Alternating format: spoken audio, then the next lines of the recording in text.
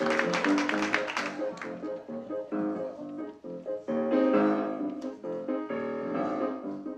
won't you listen to my tender little story? And although some of it's made up, it's mostly fact. It is a fable of a girlie and her glory. She loved the whole wide world, and yes, the world loved her back. She was Miss Hattie Flynn, a chick from old Chicago. But now she's known from Terre Haute to Tokyo, known as the girl who put the sin in Cincinnati and put the O in Ohio. She started early. She was doing 2-a-days when she was 7, and by 11 she'd already learned to mug. They were amazed and Nacogdoches, 'cause the brat was so precocious. Midst the spotlight and the roaches, Hattie caught the bug. She had the body of an act by Corpus Christi, and then she added extra stuff in Buffalo. So by the time she finally got to Cincinnati, Hattie stopped the show. It wasn't easy, 'cause she wasn't quite an overnight sensation. Oh no, my dear, she nearly bombed down in Bombay. She hit it big in Little Rock. There was a line around the block, and all the trading pago stayed to pay and pay and pay. She didn't know how much to charge in Argentina, but she collected lots of checks in Mexico to show 'em how she put the sin in Cincinnati and put the O in Ohio. And did you know that she went crazy for a punk from Punxsutawney while he was working as a waiter in Kuwait? Oh yeah, he promised her that they'd be heading for a wedding back in Reading. The idea was twisted, but the guy was straight, but not so straight he didn't leave her at the altar. Just left her sitting there right on her fat trousseau. Here was the girl who put the sin in Cincinnati, left singing "O Sole Mio." Let's go to Italy, where she really left him screaming in San Remo. Yeah, and all the people did in Palermo was to stare.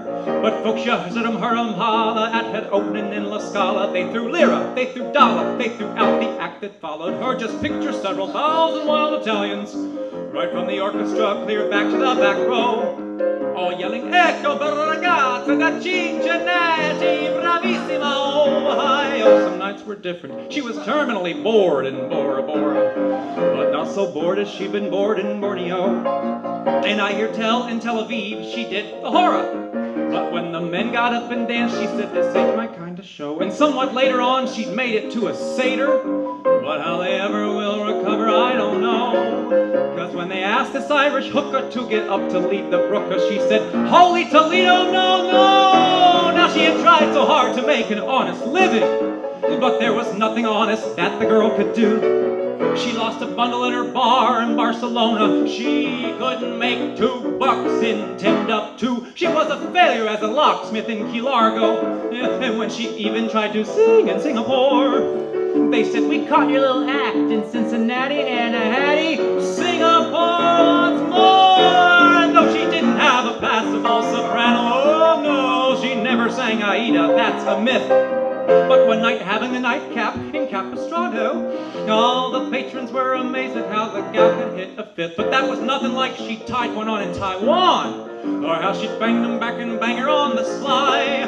Hey, she once worked suburban Durban in a turban, sipping bourbon. New Year's Eve, she drank the Tortugas dry. That's why they arrested her en masse in Massachusetts. What a pity she kept a jury in Missouri wide awake all night.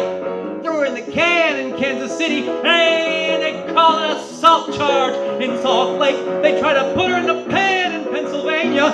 And in Detroit there was an order to desist. She threw herself upon the mercy of a judge, and old New Jersey got the state of Mississippi's case dismissed. She had them climbing on the walls in Walla Walla. What's more, in Florida she had them on the floor.